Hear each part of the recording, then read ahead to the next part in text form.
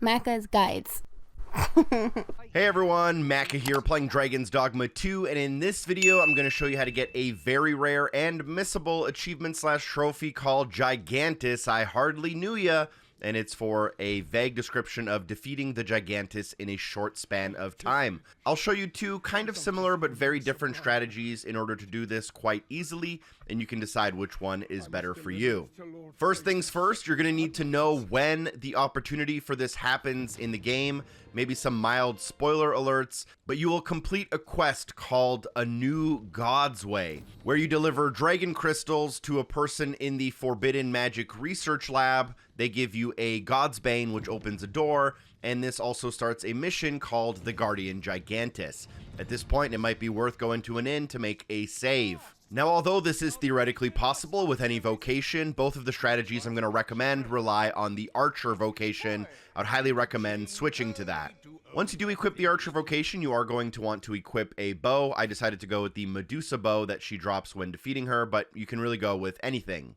Now, the first strategy I'm going to recommend involves leveling up the Archer to Vocation level 3. This allows you to equip the Exploding Shot skill. You can then go to a shop and buy exploding arrows. I'd recommend at least 40.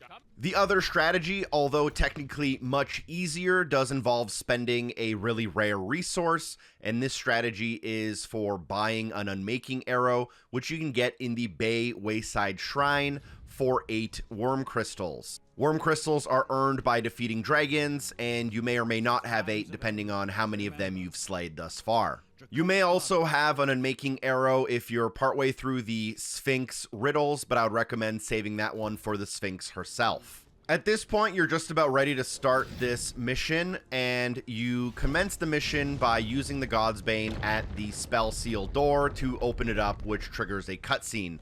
I probably recommend going to the inn before you do this, just so that you have an additional save. The cutscene will show Gigantus rising up out of the water, and they begin walking towards Agamen Volcanic Island, and our goal is to stop them before they get there. There are some asterisks that go with that, though. You want to start off by running down the main path here to get as close to them as possible. You may find that you don't really need any armor or anything like that during this fight, so you can kind of go buff like me and just give away all your stuff to a pawn to carry so you have a little bit of extra stamina. Now, as you reach the boss, you'll notice that there are a bunch of these crystals sticking out of them. There's kind of one in his upper right shoulder, there's one in his right eye, one in his left chest, one in both of his hands, I believe. There is one on the back of one of his legs, which you can't get until he comes out of the water. But for the first strategy, we're going to just simply use our Exploding Shot. I'm going to use my Ready Shot. I'm going to use my Exploding Shot skill, which I learned. And then I'm going to shoot the Exploding Shot at one of the crystals. Once that lands, I can explode it via another arrow.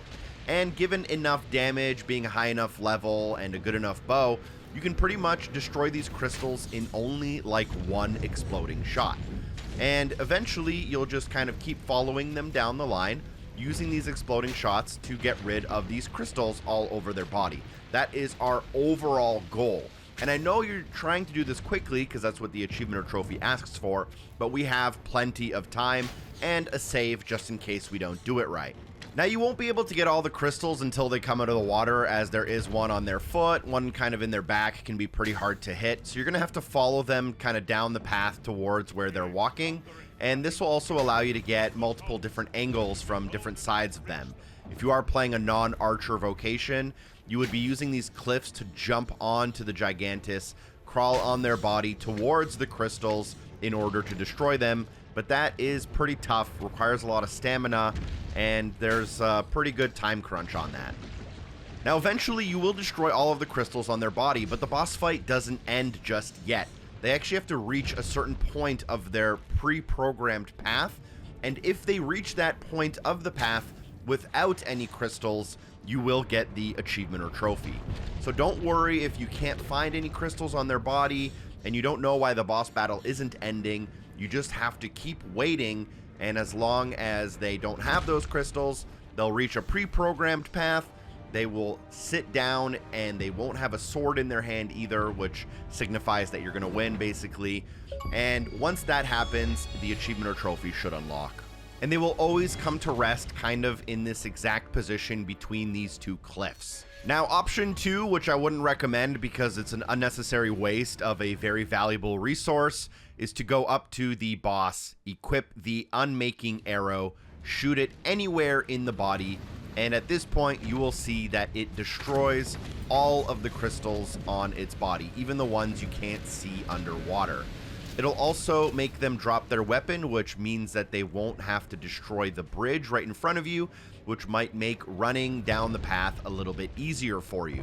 With that being said, if you do use the Unmaking arrow, you're still going to have to wait for that pre-defined, pre-programmed path to happen, and they will still come to rest in the exact same position.